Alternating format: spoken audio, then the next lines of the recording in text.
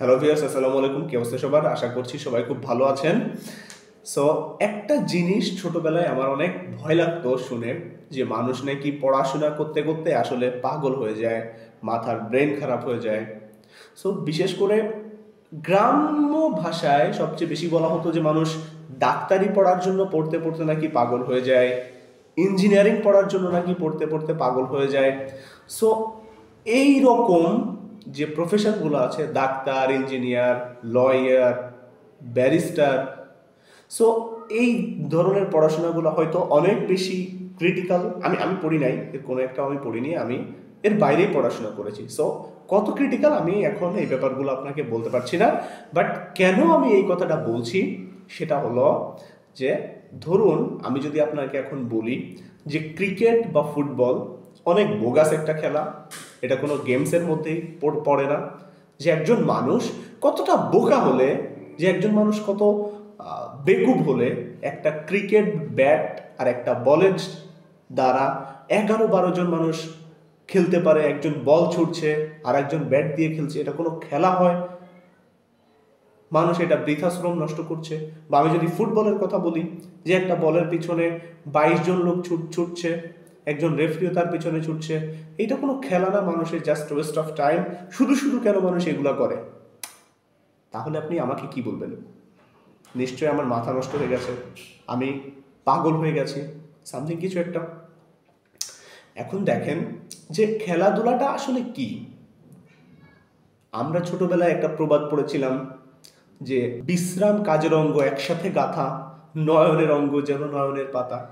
তার মানে আপনি যদি অনেক বেশি প্রোডাক্টিভ হতে চান, আপনি যদি ভালো কিছু করতে চান, আপনার রেস্ট দরকার, আপনার রিক্রিয়েশন দরকার, বিনোদন দরকার।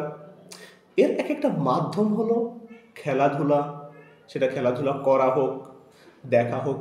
খেলাধুলা করা তো একটা শারীরিক ব্যায়াম বা শরীরচর্চারও একটা অংশ বটে।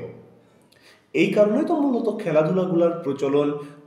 সেই পৃথিবীর শুরু থেকেই যুগের পর যুগ, বছরের পর বছর ধরে কিন্তু এই খেলাধুলাগুলা একটা বিবর্তনের মধ্য দিয়েই এখন ফুটবল, ক্রিকেট এই যেগুলো আছে এগুলো আমরা আসলে দেখি। এখন হুট করে আমি যদি আপনাকে বলি যে এই খেলাধুলার কোনো প্রয়োজনীয়তা নেই, মানুষ বৃথা সময় নষ্ট করে বেকুবের মতো এগুলা খেলে, তাহলে ওই যে বললাম যে আপনি আসলে আমাকে মেন্টাল মনে করবেন, অথবা পাগল মনে করবেন, বা আমি বৃথা কথা বলছি এটা আপনি মনে করবেন।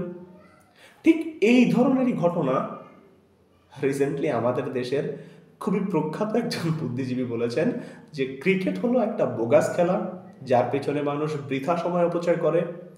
একটা ব্যাট এবং একটা বলের পেছনে মানুষ শুধু শুধু পড়ে থাকে, একজন বল করছে আর একজন ব্যাট দিয়ে সেটা পিটাচ্ছে। এটা কোনো ধরনের খেলা হতে পারে না। এখন আমি ওই ভাইকে কোনোভাবে এটা দোষ দিচ্ছি না। আমি কেন দোষ দিচ্ছি না? কারণ সবার শৈশব একই রকমের না। সবাই এই মোমেন্টগুলোর ভ্যালু তার লাইফে বুঝবে না। ধরেন আপনি যদি আপনার কথা চিন্তা করেন, আমার কথা চিন্তা করি, যারা আমরা স্পোর্টস লাভার, আমাদের ছোটবেলায় কেটেছে কিভাবে একটা ক্রিকেট ব্যাট আমি বানাবো, কিভাবে ফুটবল কিনবো।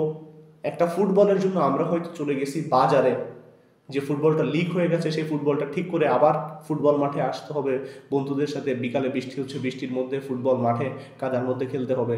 অথবা নারকেল গাছের যে ডগা, ডগা দিয়ে ক্রিকেট ব্যাট বানাতে হবে, সেই ক্রিকেট ব্যাট বানায় ক্রিকেট খেলতে হবে বন্ধুদের সাথে বিকালে, মাগরিবের আজান হলে আবার বাসায় ফিরতে হবে।